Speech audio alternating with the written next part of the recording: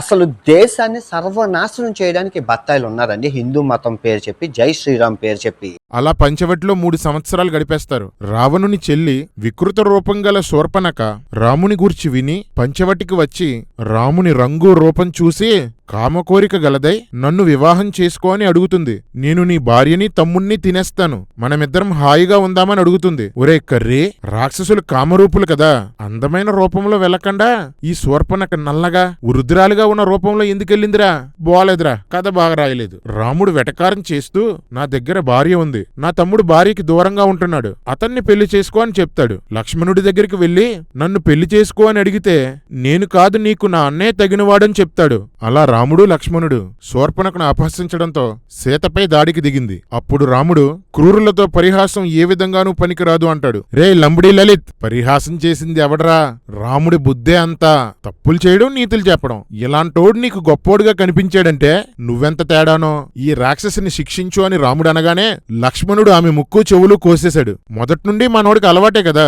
అప్పుడు శూర్పణఖ అరణ్యంలో ఉన్న మరో సహోదరుడైన కరుడిని కలిసి జరిగిందంతా చెప్తుంది. కరుడు 14 మంది రాక్షస యోధుల్ని పంపితే రాముడు 14 బాణాలతో వాళ్ళని చంపేస్తాడు. ఒరే ఎర్రికర్రి, 14 మందిని 14,000 మంది అని తర్జుమా చేసేశారా? కరెక్ట్ గా చేసుకోండ్రా బాబు. రామాయణమే తప్పుడుదంటే ఆ తప్పుడు రామాయణంలో మళ్ళీ తప్పులా?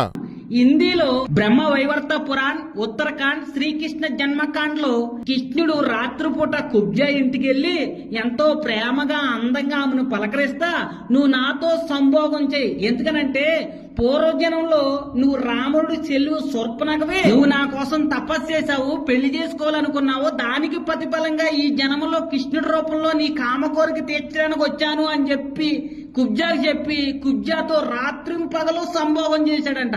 ఆ సంభోగానికి కుబ్జా మూర్ఛొచ్చి పడిపోయిందంట.